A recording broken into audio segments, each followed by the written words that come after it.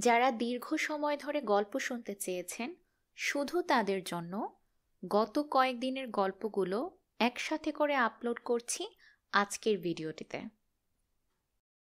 আজকের গল্প পরিত্যক্ত। ঢাকা থেকে গল্পটি পাঠিয়েছেন জিনি।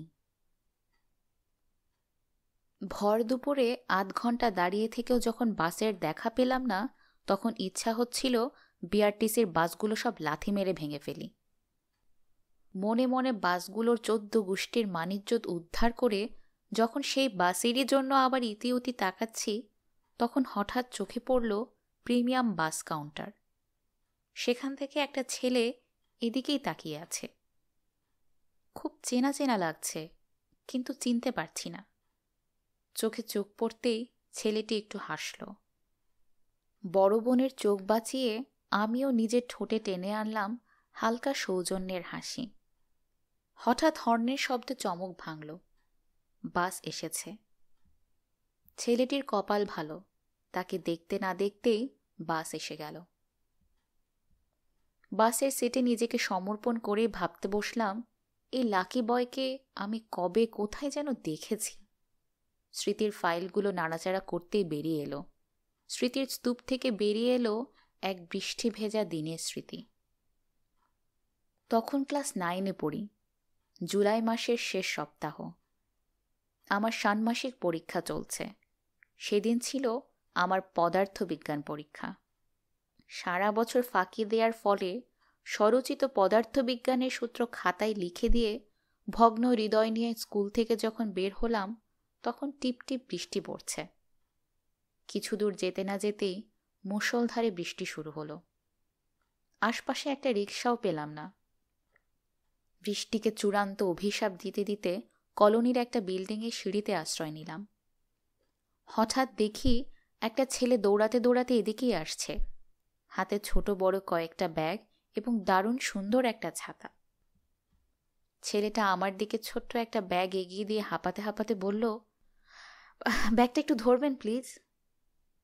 অনিচ্ছা সত্ত্বেও ব্যাগটা নিয়ে দাঁড়িয়ে রইলাম। ছেলেটি ততক্ষণে বাকি জিনিসগুলো মেঝেতে রেখে ভেজা কাপড় ঝাড়তে শুরু করেছে। বুঝলাম না, ছাতা থাকতে ছেলেটা এত ভিজল কি করে। কিছুক্ষণ পর ছেলেটি বলল, আপনি কোথায় যাবেন? লালবাগ। ও আচ্ছা। কিছুক্ষণ চুপচাপ দাঁড়িয়ে থাকার পর বললাম, আপনার ব্যাগটা ধরুন। আপনার কাছে কলম হবে আর একটু কাগজ? কি প্রশ্নের কি জবাব!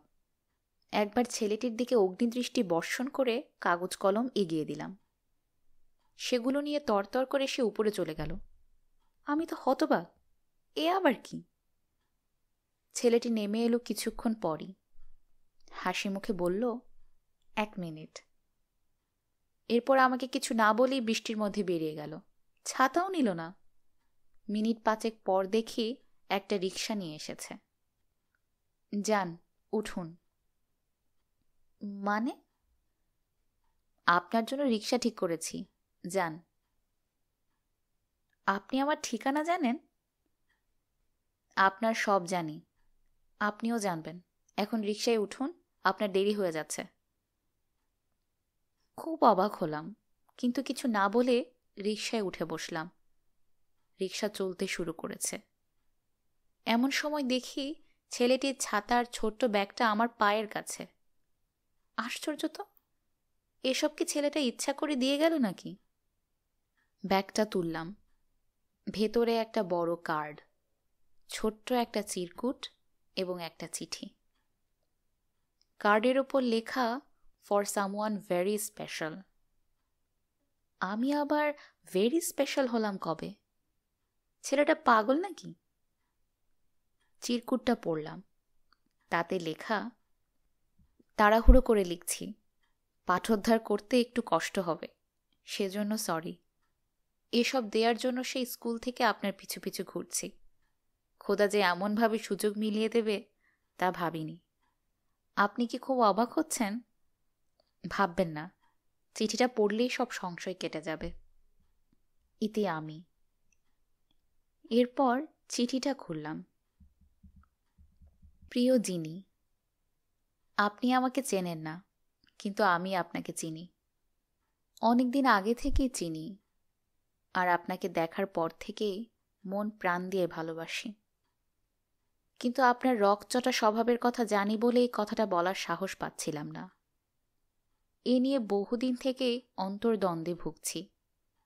এরই মধ্যে একদিন জানলাম আপনি একজনকে ভালোবাসেন। সেদিন তার সঙ্গে আপনাকে দেখলাম। আপনাদের জুটিটা খুব মানিয়েছে। এই পর্যন্ত পড়ে মনে করতে চেষ্টা করলাম কবে কোন ছেলের সঙ্গে আমাকে দেখল। মনে পড়ল এই তো সেদিন বান্ধবীর ভালোবাসার মানুষটির সঙ্গে গল্প করলাম, আর তাই দেখে এ বেচারা। আবার চিঠি পড়ায় মন দিলাম। আপনি হয়তো খুব বিরক্ত হচ্ছেন। হয়তো কেন, নিশ্চয়ই হচ্ছেন। ভাবছেন সব কিছু জেনে শুনে এ চিঠি দেওয়ার অর্থ কি? না, কোনো অর্থ হয়তো নেই। তারপরও মনে হলো আমার একচিটিয়া ভালোবাসার কথা আপনার জানা উচিত। নিজের অজান্তেই ভালোবাসার মতো দুর্লভ একটা বস্তু আপনি অনায়াসে লাভ করছেন, এটা জানার অধিকার আপনার আছে। আপনাকে আমি সে অধিকার থেকে বঞ্চিত করতে পারি না, তাই এই চিঠি। দোষটা আসলে আমারই। আমার নীল পদ্মগুলো এমন একজনকে দিয়েছি যার ডালি অনেক আগেই পূর্ণ হয়ে আছে। যাজ্ঞে, ভালোবেসে মনে স্থান নাই বা দিলেন, হৃদয়ের ঘৃণার আসনটাই না হয় আমাকে দিন। তবুও তো জানব আমি আপনার হৃদয়ে আছি। ঘৃণা ভরে হলেও আপনি আমাকে স্মরণ করছেন। ইতি আপনার শুভাকাঙ্ক্ষী মিলন। পুনশ্চ উপহারগুলো দয়া করে ফেলে দেবেন না। সেই অনুরোধটি আমি রাখতে পারিনি। রক্ষণশীল পরিবারের মেয়ে আমি। এসব জানাজানি হলে বাসায় তুলকালাম কাণ্ড শুরু হবে। ছাতাটা রাস্তার একপাশে ফেলে দিয়ে বাকি জিনিসগুলো ব্যাগে ভরে বাড়ি ফিরলাম। ছেলেটির জন্য নাকি ছাতাটার জন্য জানি না, আমার চোখে পানি চলে এসেছিল। আজ এতদিন পরে তাকে দেখে ইচ্ছা হলো বাস থেকে নেমে তার সঙ্গে কথা বলি। থাক, যা হওয়ার নয় তা ভেবে আর কি হবে। যা হারিয়ে গেছে তার জন্য দুঃখ করাটা আমার স্বভাব বিরুদ্ধ ঘটনা। কিন্তু কেন যেন আজও আমার ভীষণ দুঃখ হয়। আজকের গল্প সতর্ক মিস্টার জোকার। রাজশাহী থেকে লেখাটি পাঠিয়েছেন বর্ষা। মিস্টার জোকারকে ঢাকায় মিটিংয়ে যেতে হবে আজকালের মধ্যে। অফিসের কাজগুলো শেষ করতে কিছুটা রাত হয়ে গেল। তবু তো দিনের বেলা রওনা হওয়া যাবে। সকালবেলা প্রস্তুত হতে গিয়ে টিভি ছেড়ে দিলেন মিস্টার জোকার। নাশতা করছেন আর টিভির দিকে চোখ রেখেছেন। আসল খবরটা পেলেন টিভিতে। টিভি উপস্থাপক জানালেন আকাশের অবস্থা ভালো নয়। নদী ও সমুদ্র বন্দরকে সতর্ক সংকেত দেখাতে বলা হয়েছে। আবহাওয়া অফিসের রিপোর্ট পাওয়াতে মিস্টার জোকার বিকল্প পথের চিন্তা করতে লাগলেন। যদিও খরচ একটু বেশি, সময় বেশি লাগবে, তবুও জলপথের দিকে তিনি গেলেন না। বিরূপ আবহাওয়াটাই যে কারণ সেটা অফিসকে বললে বুঝবে বলেই বিশ্বাস জোকারের। অফিসের কলিগরা আলাপ করছিলেন নদী দুর্ঘটনার কথা। একই সঙ্গে দুশ্চিন্তা করছিলেন তাদের কলিগের জন্য। সত্যি নিজেকে খুবই সৌভাগ্যবান মনে করেন জোকার। অফিসের কাজ শেষ করে ফেরার পালা। চলে গেলেন নৌ বন্দরের দিকে। আসা মাত্র একটি লঞ্চে যেতে পারতেন, কিন্তু অতিরিক্ত যাত্রী দেখে না যাওয়ার সিদ্ধান্ত নিলেন। দাঁড়িয়ে থেকে ভাবছিলেন, দোষ কি শুধু নৌযান মালিকদের?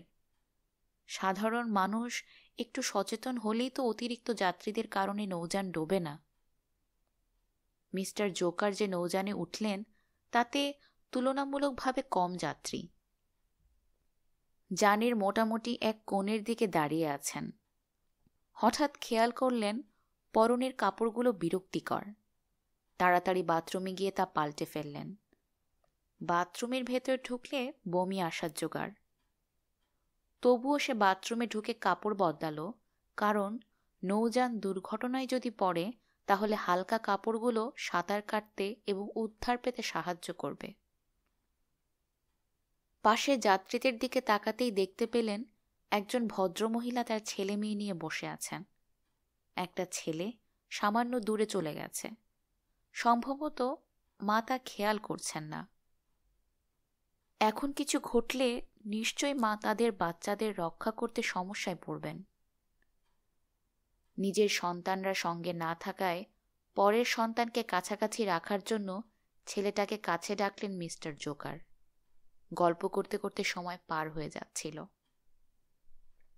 অপর একটা ঘাটে যাত্রী ওঠানামা করার সুযোগে মিস্টার জোকার ছেলেটার জন্য 2টা বেলুন কিনে নিয়ে এলেন। গল্প করতে করতে আর খেলতে খেলতে মিস্টার জোকার বাড়ি পৌঁছে গেলেন। বাড়ি এসে মিস্টার জোকার ভাবছিলেন, যাক, আজ বেঁচে গেলাম, কিন্তু কতদিন এভাবে বাঁচব? একদিকে নৌযান মালিকদের ত্রুটিপূর্ণ নৌযান, অপরদিকে জনগণের সচেতনতার অভাব, সরকারের কথা নাইবা বললাম। আর এই জলপথে দুর্ঘটনা ঘটলে মন্ত্রীরা পাবলিক সেন্টিমেন্টের কথা চিন্তা করেন, বড়জোর একটা ছাগল দান করবেন। এই তো দেশের অবস্থা। ধন্য নৌযান মালিকরা, ধন্য আমাদের সরকার, আর ধন্য আমরা জনগণ। আজকের গল্প ভাদ্র মাস। গল্পটি পাঠিয়েছেন সেলিম। খুব ছোটবেলার কথা, তখন ক্লাস 3 কি 4-এ পড়ি। এই সময়ে কয়েকদিন পর পর মুষলধারে বৃষ্টি হতো। তখন আমাদের বাড়িতে 2টি ছাতা থাকা সত্ত্বেও আমাকে ভিজে ভিজে স্কুলে যেতে হতো, কারণ একটি ছাতা নিয়ে যেতেন আমার হাই স্কুলে পড়ুয়া বড় ভাই, আর একটি আব্বা নিয়ে যেতেন অফিসে। এভাবে কয়েকদিন ভিজে স্কুলে যাওয়ার পর বায়না ধরলাম, আমাকে ছাতা কিনে না দিলে স্কুলে আর যাব না। আব্বা রাজি হলেন, বললেন, 1 সপ্তাহ কষ্ট করো, আগামী সপ্তাহে ছাতা কিনে দেব। পরের সপ্তাহে মহা আনন্দে বাজারে গেলাম ছাতা কিনতে। মনে খুশি আর ধরে না, নতুন ছাতা নিয়ে স্কুলে যাব এই ভেবে। নতুন ছাতা কিনে এনে রাতে পাশে নিয়ে ঘুমালাম। পরদিন সকালে দেখি আকাশ পরিষ্কার, সূর্য হাসছে। নিমেষেই আমার আনন্দ করার আয়োজন ফুরিয়ে গেল। তবুও ছাতা সঙ্গে নিয়ে গেলাম এই ভেবে, যদি বৃষ্টি আসে। এভাবে পরপর বেশ কয়েকদিন বৃষ্টির নামগন্ধ পেলাম না, তবুও ছাতা স্কুলে নিয়ে যেতে থাকলাম। এর মধ্যে একদিন এক লোক আমার ছাতা দেখে পথিমধ্যে বললেন, তুমি নতুন ছাতা কিনেছ, কিন্তু এখন তো আর বৃষ্টি হবে না। স্বাভাবিকভাবেই জিজ্ঞাসা করলাম, কেন? তিনি বললেন, এটা ভাদ্র মাস, বৃষ্টি হয় আষাঢ় শ্রাবণ মাসে। এই সময় থেকে আষাঢ় শ্রাবণ মাস আসতে আরও 1 বছর দেরি। এই 1 বছর তোমার ছাতা কোনো কাজে লাগবে না। তুমি বরং ছাতাটা আমার কাছে বিক্রি করে দাও। আবার যখন বৃষ্টির সময় আসবে তখন তোমার কাছে আবার বিক্রি করে দেব। চলো চকলেট কিনে দেই। এই বলে তিনি আমাকে 2টি চকলেট ও একটি আইসক্রিম কিনে দিলেন এবং হাতে 2টি টাকা দিয়ে আমার ছাতাটি নিয়ে গেলেন। আমি যেন কিছু বলতে গিয়েও বলতে পারলাম না। বাক্রুদ্ধ হয়ে শুধু তাকিয়ে রইলাম আর অপেক্ষায় রইলাম। আজকের গল্প লাল গোলাপ। কানাডা থেকে গল্পটি পাঠিয়েছেন মাহমুদুল। টু টু টু এক নাগারে শব্দটা বেজেই যাচ্ছে, থামাথামির বালাই নেই। মহা বিরক্তিকর শব্দ। শব্দটা কি সত্যিই হচ্ছে নাকি স্বপ্নে শব্দ শুনছে? এই যা, স্বপ্ন কি আর শোনার জিনিস? এ জিনিস হচ্ছে শুধুই দেখার। তাহলে শব্দটা সত্যিই হচ্ছে, নিশ্চিত হয় রফিক।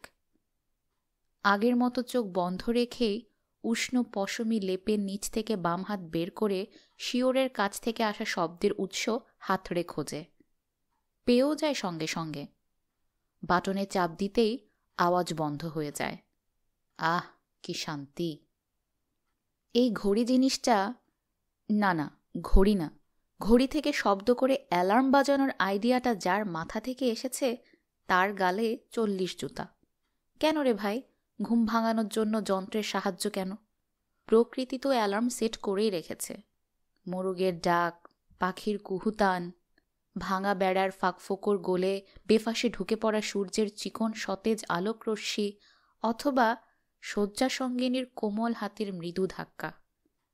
হ্যাঁ গো, ওঠো না গো। এই সবই কি যথেষ্ট নয়? এবারের অদৃশ্য অ্যালার্ম আবিষ্কারের উদ্দেশ্যে বিড়বিড় করে গালি দিতে শুরু করে রফিক। রোজই এরকমটা করে সে। সর্বশেষ এবং নিকৃষ্টতম গালিটি যখন সে দেয়, ঠিক তখনই ভেলকিবাজির মতো 2 চোখের পাতা থেকে নিদ্রা দেবী উধাও হয়ে যায়। আজকেও তার ব্যতিক্রম ঘটেনি। শোয়া থেকে ঝাড়া দিয়ে ওঠে রফিক এবং উঠতে উঠতেই প্রথমে ওপরওয়ালার দরবারে শকর আদায় করে আরেকটা সুন্দর সকাল উপহার দেওয়ার জন্য। অ্যালার্মের অদৃশ্য এবং নাম না জানা আবিষ্কারককে একটা ধন্যবাদ দিতেও কার্পণ্য করে না সে। সামান্য একটু ধন্যবাদই তো, ট্যাক্স ফ্রি, দিতে অসুবিধা কোথায়? ডিসেম্বরের মাঝামাঝি। লস অ্যাঞ্জেলেস শহরে শীতকাল বলতে এই ডিসেম্বর আর জানুয়ারি মাস। ঘুম থেকে ওঠার পর বেশ শীত লাগলেও গোসল করার সঙ্গে সঙ্গে একদম শীত লাগছে না। দ্রুত জামা কাপড় পরে বসার ঘরে আসে রফিক। সোফার উপর চিত হয়ে শুয়ে নাক ডাকাচ্ছে ধ্বংস। টিভিটা এখনও চলছে। কাচের টেবিলময় ছড়ানো সিগারেটের ছাই আর ফিল্টার। অ্যাস্ট্রে একটা আছে, কিন্তু সেটার অবস্থা ঢাকা শহরের ডাস্টবিনের মতো। ধ্বংস হচ্ছে রফিকের রুমমেট। দেশ থেকেই অবশ্য তাদের মধ্যে পরিচয় ছিল। তার আসল নাম রুবেল। তার বড় একটা নাম আছে। আমেরিকা আসলে সাধারণত ডালপালাওয়ালা বড় নামগুলো ঝেঁটে ঝুটে সংক্ষিপ্ত আকার ধারণ করে। কামরুদ্দিন হয়ে যায় কিম, মোসাদ্দেক হয়ে যায় ম্যাক্স। তাই রুবেলের নামটা হতে পারত রব, কিন্তু হলো কি? ধ্বংস। সে এক বিচিত্র ইতিহাস। বছর 6 আগের কথা। সদ্য ইন্টারমিডিয়েট পাশ করেছে রুবেল ঢাকা কলেজ থেকে। রেজাল্ট বেশ ভালোই, অল্পের জন্য স্ট্যান্ড করতে পারিনি। মেডিকেল কলেজ না হলেও ইউনিভার্সিটির ভালো কোনো বিষয়ে পড়ার সুযোগ করে নেয়ার যোগ্যতা তার ছিল। কিন্তু এই অনিশ্চয়তা আর ধ্বংসের পথে কে পা বাড়ায়? রুবেল পাড়ি জমালো আমেরিকার ওহাইওর উদ্দেশ্যে। সরাসরি ওহাইওতে না গিয়ে লস অ্যাঞ্জেলেসে এক আত্মীয়ের কাছে স্টপ বাই করার সিদ্ধান্ত নিল। একটু ঘুরে টুরে নিলে পড়ালেখায় মন বসবে ভালো। এই শহরে আসার পর প্রথম রাতেই সে আত্মীয়টি তাকে নিয়ে গেল হলিউড বুলেভার ওপর এক রেসলিং ক্লাবে। মাড রেসলিং, মেয়েদের কুস্তি কাদার মধ্যে। কি তামাশা! এরপরের গন্তব্য লাস ভেগাস। এলে থেকে মাত্র 5 ঘন্টা ড্রাইভ।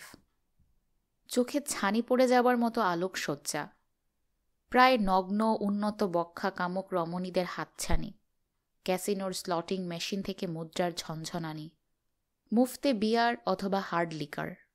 একেবারে পাগল হওয়ার জোগাড়। এই না হলে আমেরিকা। এই মেশিন থেকে ওই মেশিন, এই টেবিল থেকে ওই টেবিল, এই চাকতি থেকে ওই চাকতি, এরকম করতে করতে মাঝরাতের আগেই পকেটের সব ডলার হেরে নাঙ্গা হওয়ার প্রয়োজন। অবশ্য থোড়াই পরোয়া করে রুবেল। ভেঙেছিস কলসির কানা, তাই বলে কি প্রেম দেব না? লাস ভেগাসের সেই রাতের পাক্কা 3 মাস পর রুবেল কোনো এক নাইট ক্লাবে ফ্যাসাদ বাঁধিয়ে কৃষ্ণাঙ্গ এক যুবকের চেহারার নকশা পাল্টিয়ে দেওয়ার অভিযোগে সর্বপ্রথম গ্রেফতার হয়। তবে পকেটে যা টাকা কড়ি ছিল তার সৎকার করে ইনস্ট্যান্ট জামিনের সঙ্গে সঙ্গে মুক্তিও পেয়ে যায়। এই ঘটনার মাস 6 পরে স্যান ফ্রান্সিসকো যাবার পথে 8.25 গ্রাম গাঁজাসহ দ্বিতীয়বারের মতো পুলিশের হাতে ধরা পড়ে সে। সেই যাত্রায় টানা 3 মাস জেল খাটতে হয় তাকে। জেল থেকে বের হওয়ার পর বাঙালিরা রুবেলকে দেখে আড়ালে ফিসফাস করে আফসোসের সুরে বলতে শুরু করল, আহারে, পোলাটা ধ্বংস হয়ে গেল। ধ্বংস নামের পদযাত্রা সেখান থেকেই শুরু। যে ধ্বংসের হাত থেকে নিজেকে রক্ষা করার জন্য একদিন যে যুবক আটলান্টিক পাড়ি দিয়ে এসেছিল স্বপ্নের সোনার হরিণ ধরতে, 6 মাসের মধ্যে সে যুবক শুধু ধ্বংসের পথেই পা বাড়াল না, নিজের নামটা পর্যন্ত হয়ে গেল ধ্বংস। নেশায় বুঁদ হয়ে ধ্বংস তার অতীত পাঁচালী গড়গড় করে আবৃত্তি করে। অন্য শ্রোতা না থাকলেও রফিককে তা মন দিয়ে শুনতে হয়। 1 বার 2 বার না, অনেক অনেকবার। রাত যত গভীর হয় ধ্বংসের নেশার মাত্রা ততই গভীর হতে থাকে। নেশা করে খানিক পরপরই ধ্বংস বলে ওঠে, আমি ধ্বংস, খাই রাজহংস। গরম চায়ের কাপে চুমুক দিতে দিতে জুতার ফিতা বাঁধতে উদ্যত হয় রফিক। উ মাগো বাবাগো চিৎকার করতে করতে মেঝেতে গড়িয়ে পড়ে পর মুহূর্তে। রফিকের চিৎকার শুনে ধরফড়িয়ে ধ্বংস জেগে ওঠে। কি কি হয়েছে? রগের টান লেগেছে। উহু, আজকাল তোর তো প্রায়ই এরকম হচ্ছে। ডাক্তারের কাছে যাস না কেন? দেখি দেখি, সোজা হয়ে শো। এবার পা ভাঁজ কর, আবার সোজা হ। বেশ কয়েকবার পা ভাঁজ আর সোজা করার পর স্বাভাবিক অবস্থায় ফিরে আসে রফিক। দোস্ত, সরি, তোর ঘুম ভাঙালাম। It's all right. হাই তুলতে তুলতে বেডরুমের দিকে চলে যায় ধ্বংস। বইয়ের ব্যাগ কাঁধে নিয়ে রফিকও ধীরে ধীরে পা বাড়ায়। পাতালের পার্কিং লটে রাখা গাড়ি নিয়ে রফিক যখন রাস্তায় বের হয় তখন বাইরে ঝুম বৃষ্টি।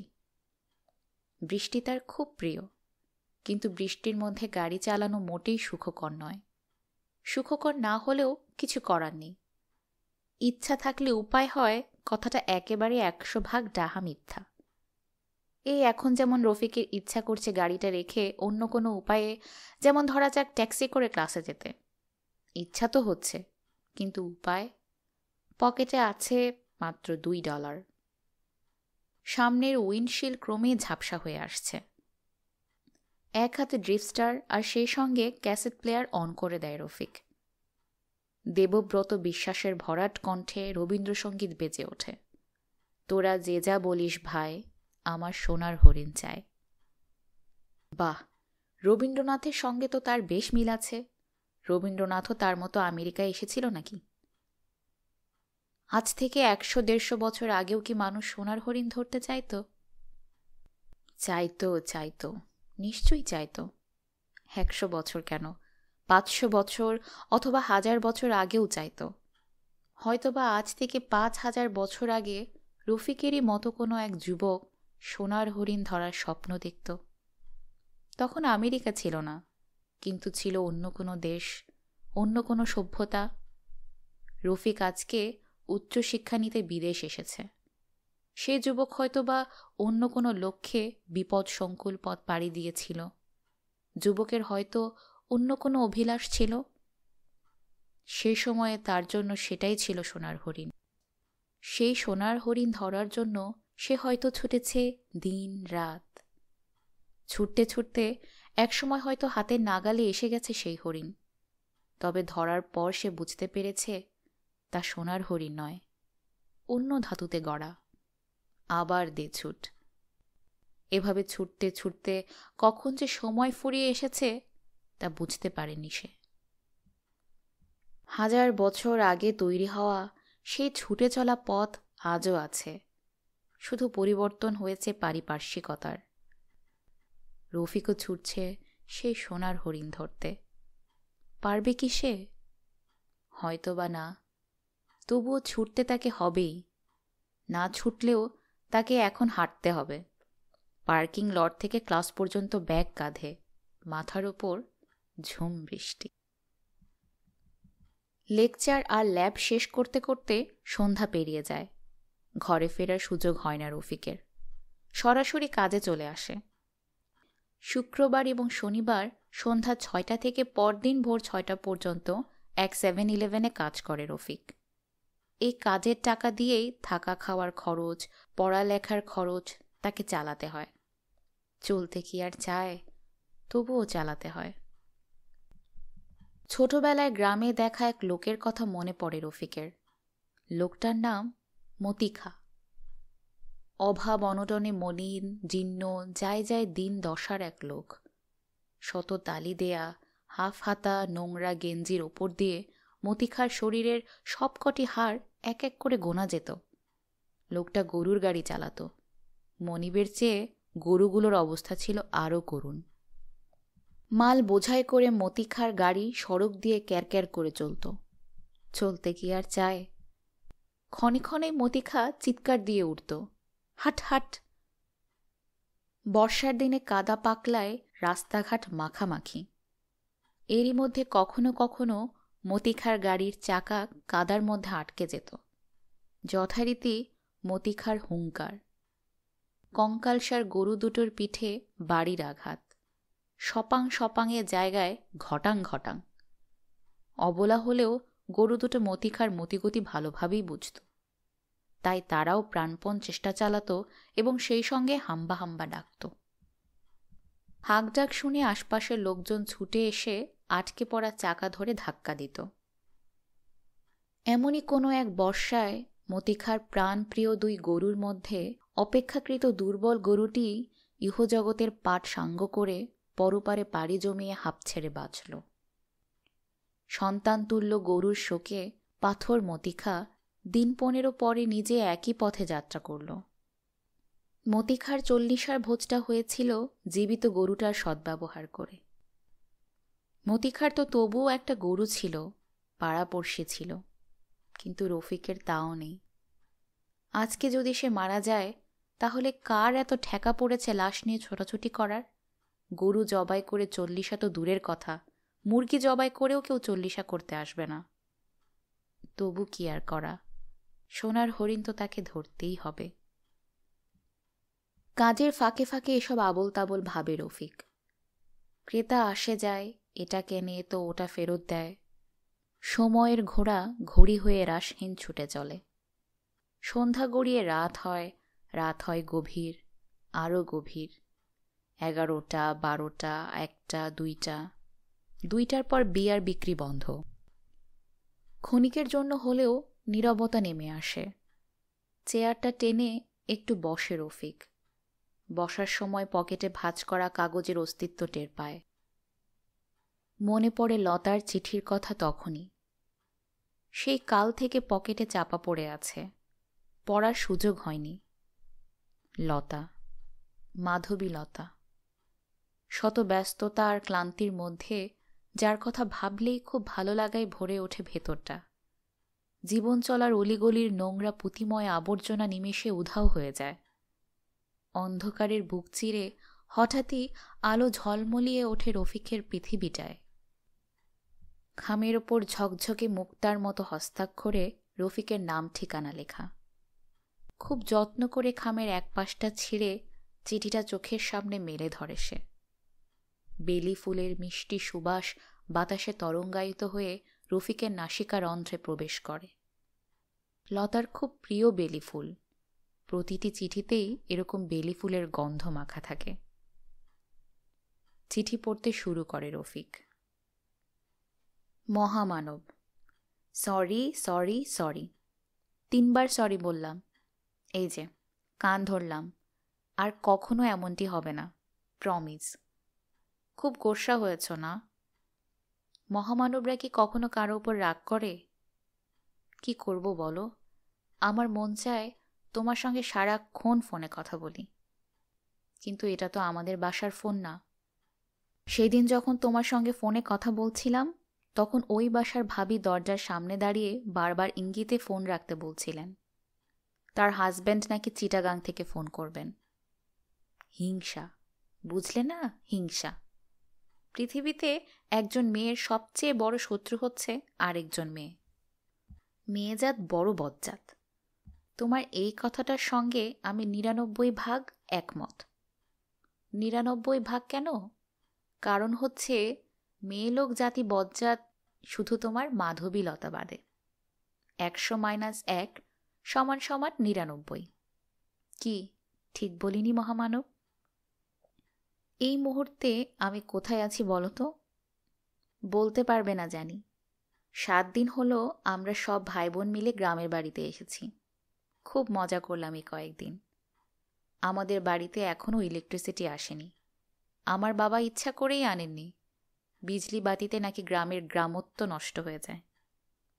কথাটা 100 ভাগ সত্য। এখন রাত 8টা, অথচ মনে হচ্ছে গভীর রাত। হারিকেনের মৃদু আলোতে বসে তোমাকে লিখছি। টেবিলের ওপাশে খোলা জানালা, মাঝে মধ্যে শিয়ালের হুক্কা হুয়া আর হুতুম পেঁচার ডাক। আমাদের বাড়িতে অনেক পুরনো 3 ব্যান্ডের একটা রেডিও আছে। রেডিওতে বাংলা সিনেমার গান হচ্ছে। বাংলা সিনেমার গান শুনতে যে এত ভালো লাগে তা আগে জানতাম না। এই মুহূর্তে ঠিক কি গান হচ্ছে শুনবে? আচ্ছা শোনো। চিঠি দিও প্রতিদিন, চিঠি দিও, নইলে থাকতে পারবো না। কি গানটা সুন্দর না? জানালা দিয়ে বাইরের বিশাল উঠান দেখা যাচ্ছে। উঠান ভরা জ্যোৎস্নার মেলা। উফ, কি যে সুন্দর! ভালো লাগা, অসহ্য রকমের ভালো লাগা। খুব ভালো লাগলে কি মানুষের কান্না পায়?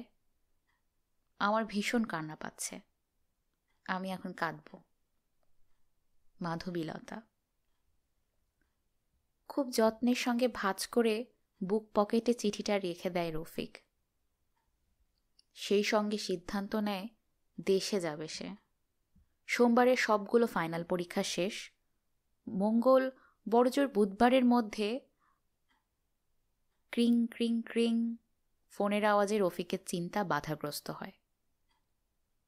হ্যালো রফিক। অন্য প্রান্তে ধ্বংসের গলা শোনা যায়। হ্যাঁ, কি খবর? একটা কারণে ফোন করেছি। কারণটা হচ্ছে যে আমি হাঁস খাবো। কি খাবি? হাঁস, হংস। হাঁসের মাংস খেতে মন চেয়েছে খুব। ম্যাটার অফ ফ্যাক্ট, চায়না টাউনে গিয়ে জ্যান্ত একটা হাঁস জবাই করে নিয়েও এসেছি। কিন্তু মুশকিল হচ্ছে কিভাবে হাঁস রান্না করতে হয় তা আমি জানি না। তুই কি সকালে এসে? Are you serious? আলবৎ সিরিয়াস। আমি কি তোর শ্বশুরবাড়ির পক্ষের লোক নাকি যে তোর সঙ্গে মশকরা করব? ঘটনাটা কি? তোকে বেশ খুশি খুশি লাগছে। দোস্ত, দেশে যাব বলে ঠিক করলাম, আর সেই উপলক্ষে নেশা করা আজ থেকে বন্ধ। বলিস কি? কবে যাবি? এ সপ্তাহেই। আমিও এইমাত্র সিদ্ধান্ত নিলাম, আগামী মঙ্গলবার অথবা বুধবারের মধ্যেই ফ্লাই করব। দারুণ! 2 বন্ধুতে মিলে ভালো মজা হবে। তাহলে কালকে গিয়ে টিকিট কিনে আনব। ঠিক আছে, আমাকে এখন রাখতে হবে, দোকানে একজন ঢুকেছে। ওকে, সকালে দেখা হবে। বাই। ফোন রেখে দোকানে আসা ক্রেতার দিকে নজর দেয় রফিক। ছেলেটির বয়স 20-22 হবে। বেটে করে পেটা স্বাস্থ্য। Mexican American gang member. স্থানীয় ভাষায় এদেরকে বলে চোলো। খুবই বিপজ্জনক এই গ্যাংয়ের সদস্যরা। সেলফ থেকে একটা স্নিকার চকলেট বের করে নিয়ে ক্যাশ রেজিস্টারের সামনে আসে ছেলেটা। 99 সেন্টস প্লিজ। রেজিস্টারের বোতাম টিপে ছেলেটাকে উদ্দেশ্য করে বলে রফিক। পেছনের পকেটে হাত দেওয়ার পরিবর্তে কোমরে হাত ঢোকায় চলো। মুহূর্তে ডান হাতে শোভা পায় চকচকে পিস্তল। ক্যাচাক সেফটি ক্যাচ করে অন করার আওয়াজ হয় সেই সঙ্গে। Give me all the money assault. হুঙ্কার দিয়ে ওঠে চোলোর মেম্বারটি। নিজের অজান্তেই 2 হাত উপরের দিকে ওঠায় রফিক আত্মসমর্পণের ভঙ্গিতে। চোলোটির পিস্তল ধরা হাত একটু একটু কাঁপছে। বাম হাত ঊর্ধ্বমুখে বহাল রেখে ডান হাতের তর্জনী দিয়ে ক্যাশ বাটন চাপ দেয় রফিক। উফ, চোখ মুখ বিকৃত হয়ে আসে রফিকের। রগে টান দিয়েছে আবার। দাঁড়িয়ে থাকতে পারছে না সে। যন্ত্রণা, অসহ্য যন্ত্রণা। সেকেন্ডের জন্য সার্বিক পরিস্থিতি ভুলে যায় রফিক। হাঁটু ভাঁজ হয়ে আসছে। 2 হাত দিয়ে হাঁটু চেপে ধরতে উদ্যত হয় সে। জীবনের শেষ ভুলটা করে বসে সে সেই সঙ্গে। সামনে দাঁড়ানো যমদূতের কম্পিত হাত থেকে আগুনের ফুলকি ঝলসে ওঠে। ঠুস ঠুস ঠুস। বুক পকেট ভেদ করে হৃৎপিণ্ডে প্রবেশ করে সে আগুনের ফুলকি। প্রচণ্ড বেগে কেউ যেন ধাক্কা মারে পেছনের দিকে। তাল সামলাতে পারে না রফিক, পড়ে যাচ্ছে সে। চক্রাকারে ঘুরছে সামনে দাঁড়ানো যমদূত, ঘুরছে দোকানের চার দেয়াল, ঘুরছে সামনের পৃথিবী। হারিয়ে যাচ্ছে, তলিয়ে যাচ্ছে সে সীমাহীন মহাশূন্যে।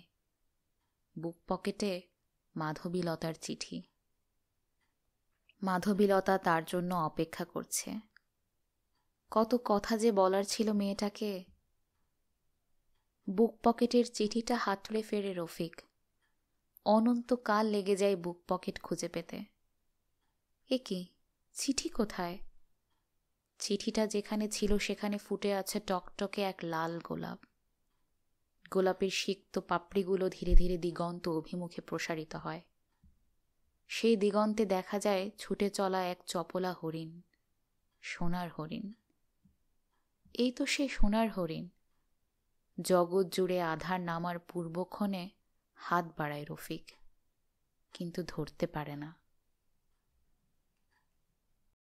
আজকের গল্প অ্যাডজাস্টমেন্ট। ঢাকা থেকে লেখাটি পাঠিয়েছেন মালেক। ভালোবাসা যৌবনের ধর্ম এবং আচরণ। ভালোবাসা কি? নানান জনের নানান মত। আমার ধারণা, নারী পুরুষের নিবিড় সম্পর্কের প্রথম ভিত পছন্দ। পছন্দ থেকে ভালো লাগা, ভালো লাগা থেকে ভালোবাসার জন্ম। পরের স্তর দুজনে দুজনায়, প্রেম প্রীতি, মায়া মমতায়, সোহাগে হাবুডুবু খাওয়া।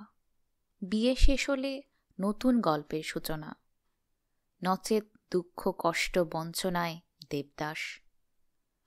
ভালোবেসে বিয়ে প্রাপ্তিযোগ প্রায়ই সুখকর হয় না। কঠিন সংসারে ভালোবাসার রং চটে গেলে মনে হয় ভালোবেসে বিবাহ না করে ওকে বা তাকে বিয়ে করলে বোধহয় সবচেয়ে ভালো হতো।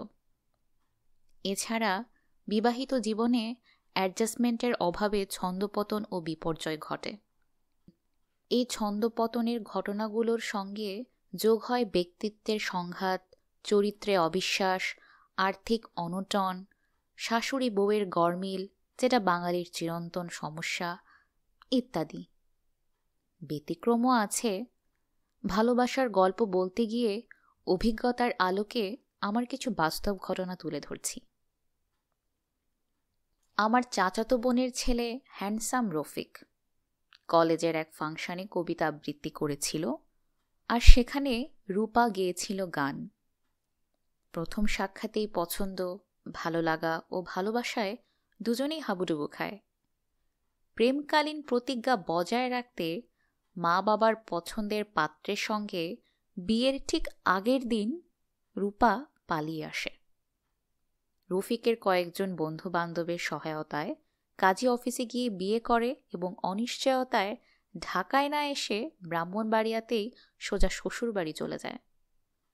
2 বছর আগে পিছে দুজনেই বিয়ে পাশ। রফিকের বাবা নেই, মা ও 2 ভাই বোন নিয়ে সংসার। মা এই বিয়ে মেনে নেননি।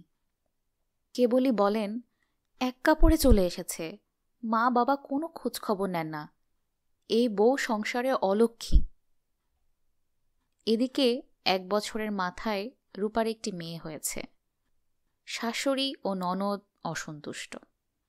এক জ্যোতিষী নাকি রফিকের হাত দেখে বলেছে তার আরেকটি বিয়ে হবে। রফিক আমার ঢাকার বাসায় এসে এগুলো জানিয়ে উপদেশ চায়। তার মা অনেক বলে কয়ে তাকে আমার কাছে পাঠিয়েছে, এই বলে যে তোর মামা সাধক মানুষ, এদিক ওদিক জঙ্গলে ঘুরেছে এবং অনেক কিছু জানে, তোকে সঠিক উপদেশ দিতে পারবে।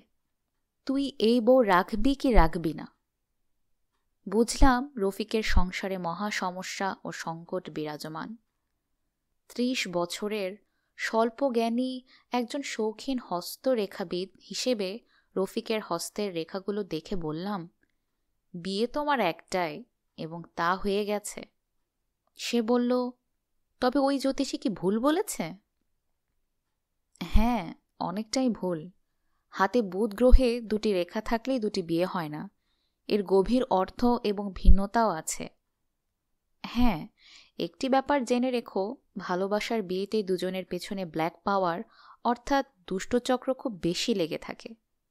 সুন্দরতম জুটিকে ভেঙে দিয়ে সংসারে অশান্তি সৃষ্টি করে। একেই বলে গ্রহের ফের। তুমি বাড়িতে গিয়েই সুললিত কণ্ঠে কবিতা আবৃত্তি করবে আর বউকে বলবে খালি গলাতেই গুনগুন করে গান গাইতে। দুজনেই ভালোবাসার পূর্ব রাগে ফিরে যাও। দেখবে রূপাও ছেড়ে যেতে চাইবে না, আর তোমারও দ্বিতীয় বিয়ের দুর্মতি হবে না। মনে রেখো, রূপা সব ছেড়ে তোমার কাছে এসেছে, তুমি ছাড়া তার কেই বা আছে? রফিক আমার কথাগুলো শুনে মাথা নেড়ে সম্মতি জানালো। দুষ্টু গ্রহ এড়াতে এই রত্নটা ধারণ করতে থাকো। তোমার মাকে সব বুঝিয়ে বলবে। প্রায় 3 মাস পর হঠাৎ রফিক ঢাকায় আমার বাসায় এসে খবর দিয়ে গেল বোনের খুব ভালো বিয়ে হয়ে গেছে। তার মা বয়সের ভারে হঠাৎ পা পিছলিয়ে বিছানায় শয্যাশায়ী এবং বউটি এখন সংসারের চালিকা শক্তি। প্রতিবেশী ও আত্মীয় স্বজনের কাছে বউটির ধৈর্যের এবং সেবার সুনাম চারিদিকে। রফিকও খুবই খুশি। অ্যাডজাস্টমেন্ট এখানে ভালোবাসার সম্মান রক্ষা করেছে। দ্বিতীয় ঘটনা, এটিও একটি প্রেমের বিয়ে। খালাতো ভাইয়ের মেয়ে মিলি ও স্বামী মোহিত। মিলি বিএ অনার্স এবং মোহিত মাস্টার্স। মেয়ের বাবা ঢাকার একজন প্রতিষ্ঠিত ব্যবসায়ী, ধনী, অহংকারী ও খুঁতখুঁতে মেজাজের। ভালোবাসার বিয়ের পর মেয়েকে আটকে না রেখে শুধু বললেন, তুমি ছেলেটিকে ছেড়ে চলে এসো, এর চেয়ে ভালো বিয়ে দেব, নচেত চলে যাও, আপত্তি নেই। প্রেমিক স্বামীটি বাইরে রাস্তায় কয়েকজন বন্ধু বান্ধব নিয়ে অপেক্ষা করছিল। মেয়েটি কোনো কথা না বলে চুপচাপ নীরবে ঘর ছেড়ে চলে যাওয়ার সময় মেয়েটির মা আমাকে চোখের ইঙ্গিতে কাছে যেতে বলে আড়ালে আমার হাতে কিছু দিল। দেখলাম টাকা, এবং এর সঙ্গে আমিও কিছু মিলিয়ে মেয়েটির পেছনে বের হয়ে এলাম। মেয়েটিকে অনেক বোঝালাম। দেখলাম সেও খুব জেদি এবং স্থির প্রতিজ্ঞ। কিছু স্বাভাবিক উপদেশ দিয়ে তার হাতে গোপনে টাকাটা তুলে দিয়ে শুধু বললাম, দোয়া করি তুমি জীবনে জয়ী ও সুখী হও। মাঝে মধ্যে মিলি আমার সঙ্গে টেলিফোনে এটা ওটা নিয়ে কথা বলতো। এভাবে প্রায় 2 বছর চলে গেল এবং বিশেষ অনুরোধে তাদের ভাড়া বাসায় গিয়ে ছিমছাম অবস্থা দেখে বুঝলাম যেন একটি ছোট সুখের নীড়।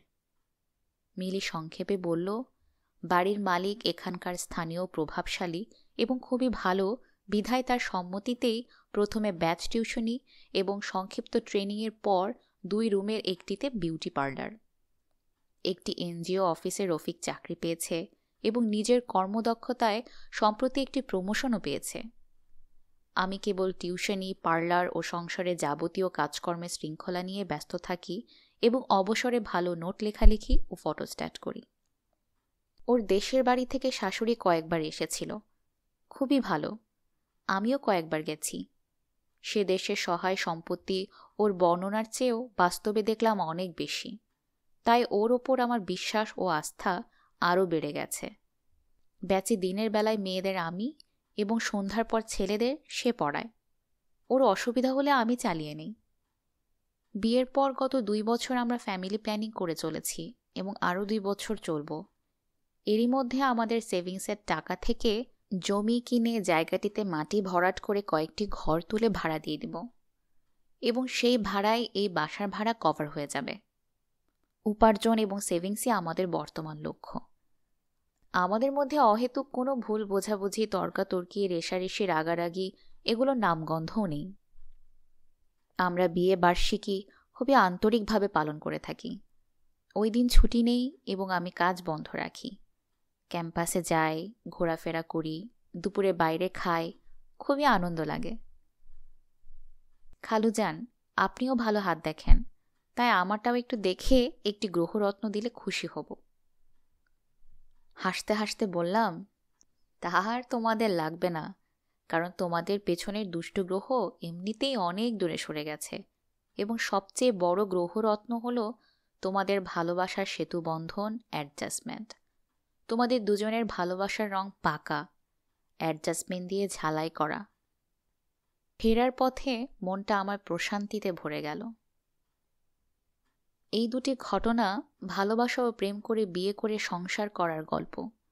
যৌথ পরিবারে অন্য জাতক জাতিকারা বিবাহিত জীবন, শ্বশুর শাশুড়ির বিরূপ ভূমিকা, স্বামী স্ত্রীর ব্যক্তিগত সংঘাত ইত্যাদি কারণে নানান ঘটনা এবং জীবনযাপন করার কাহিনী ভিন্নতর।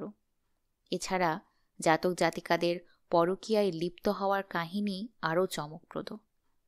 নিজের ব্যক্তিগত ফতোয়ায় জায়েজ করার অপপ্রয়াসের পর অনেকে উপদেশ চায়। আমি শুধু সংক্ষেপে বলি, অবৈধভাবে উপার্জিত অর্থ যেমন ব্ল্যাক মানি, তেমনি অবৈধ পরকীয়া যৌনকর্ম হল ব্ল্যাক সেক্স। বাকিটা আপনাদের বিবেক, মন, ইচ্ছা ইত্যাদির কার্যকারিতা এবং জবাবদিহিতার পরিচয়ক। ভালোবাসা, প্রেম কি অপূর্ব এক মোহন যন্ত্র, যা জীবনকে ঐশ্বর্যময় করে, আবার না পাওয়া অথবা অ্যাডজাস্টমেন্টের অভাবে বিস্ময়ও করে। উফ, ভালোবাসা, হায় ভালোবাসা। গল্পটি এখানেই সমাপ্ত। কেমন লাগলো এই গল্প শুনে কমেন্ট করে জানান আমাকে, আর শেয়ার করে অন্যদের জানান এই গল্পটা। সাবস্ক্রাইব করে না থাকলে এখনই করে ফেলুন। আপনার গল্পের অপেক্ষায় থাকলাম। আজকের মতো বিদায়।